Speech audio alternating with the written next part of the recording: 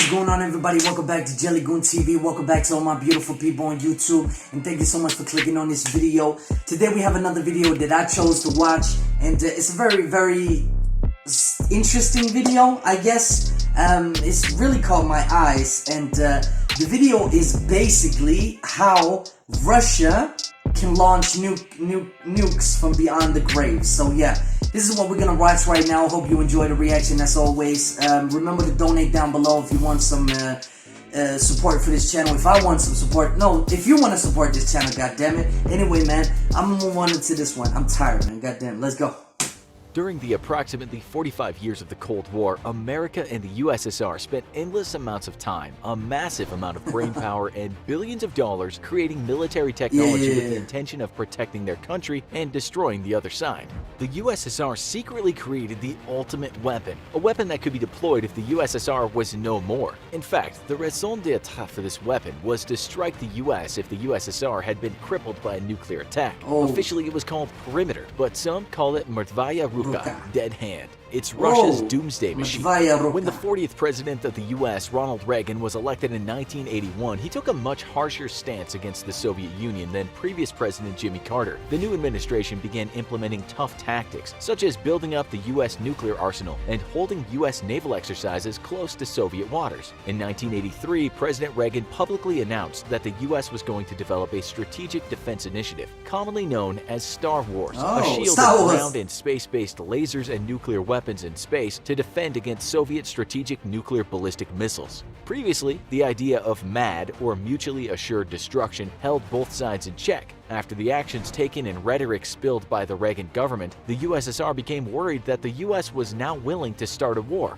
As a result, they set out to build a weapon that would allow them to strike the US even if the USSR had already been obliterated by US nuclear bombs. No matter how widespread the US destruction was, even if the government was wiped out and the communications infrastructure was destroyed. Let me pause here, man. That's some new thinking right there. If you think that your country is going down and it's getting destroyed, we need a way to go pay back in this bitch. That's kind of crazy, Russia. God damn it. Let's go. The weapon would ensure that Russia could strike back.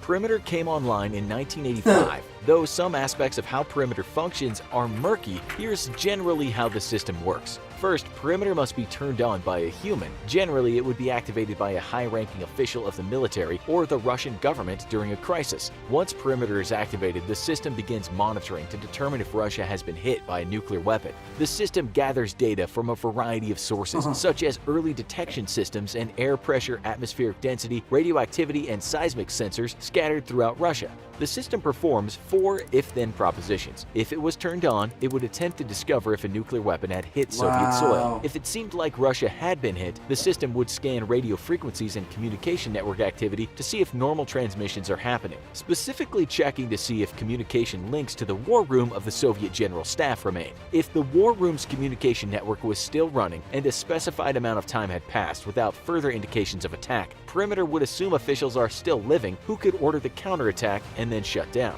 However, if the communication links to the General Staff were down, then Perimeter would deduce that Russia had suffered a severe nuclear strike. Then, the system bypasses layers of normal command authority and immediately transfers launch authority to whoever is manning the system at that time. Let me pause here. I want to know if that system is still active. Is Russia still having this system? Please comment down below what you think about this, man. And is it still active? Please do. Let's go. Inside a protected underground bunker. Then, the prerogative to press a button to initiate a launch that will ultimately destroy the world would be on the shoulders of whoever was on duty, be it a junior officer or a high-ranking official sent in during the crisis. Perimeter may also function as a dead man's switch, and upon determination of apocalyptic destruction of Russia, institute the launch itself. Either way, once triggered, the system launches a commanding rocket from a special protected silo. The rocket would be a 15P-011 command missile with a special 15B-99 warhead that contains a radiation-hardened radio transmitter. The command missile would travel through Russia's airspace, transmitting command signals to override or replace all of the presumably destroyed ground-based communications to receiving devices on all surviving strategic nuclear missiles in the former Soviet Union, including submarine-based launchers. The rocket's instructions would be to launch a retaliatory strike at predetermined targets across across the northern hemisphere. While the US built similar technologies, such as creating the emergency rocket communication system and developing seismic and radiation sensors to monitor for nuclear explosions, the US chose not to integrate everything into a single autonomous retaliatory system. Instead, for a significant part of the Cold War, from 1961 to 1990, the US ran Operation Looking Glass, a 24/7 airborne command and control center with the capacity and authority to communicate with missile silos and give the launch order for retaliatory strikes if ground-based command centers were ever destroyed.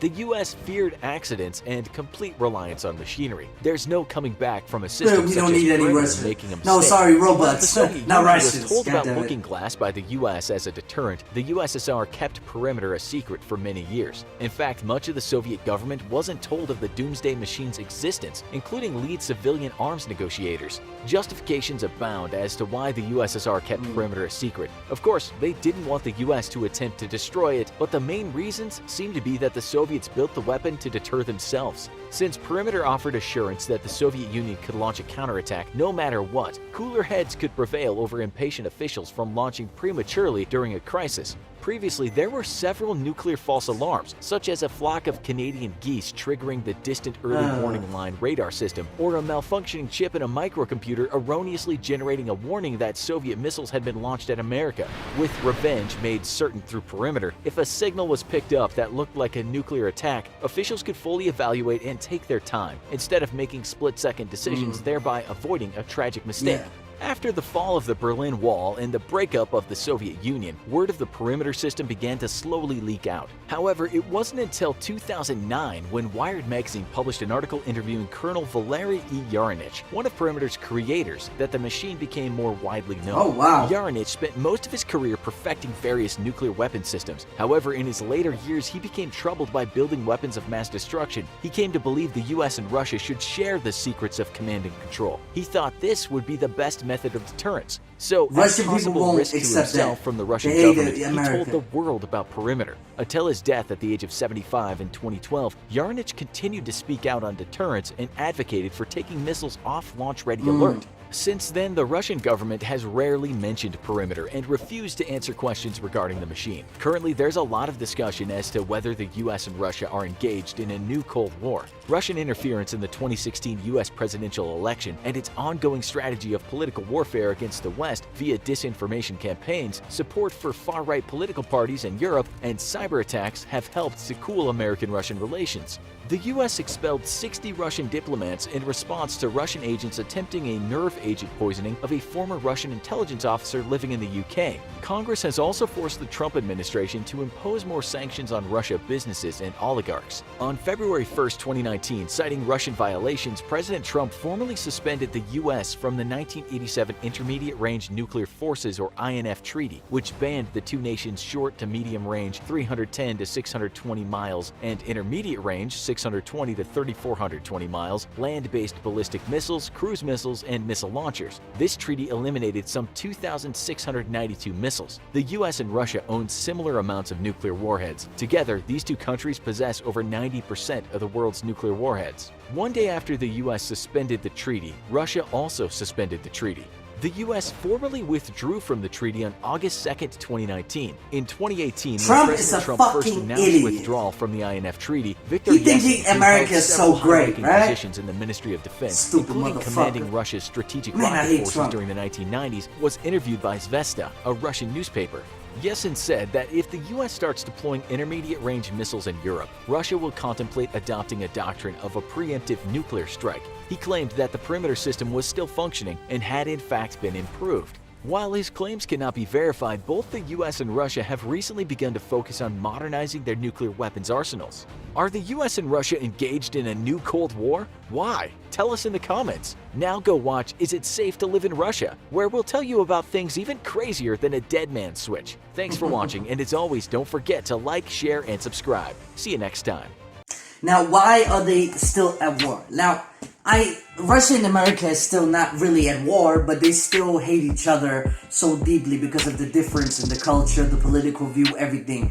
Russia thinks America owns everything and trying to be the boss of everybody, and Russia and USA think Russia is dangerous for the communication of Europe, and the boss America is scared that Russia is gonna take over and communism is gonna be everywhere. It's an old thread, it's an old conversation, but I still believe that they have some warfare going on, but now it's more digital.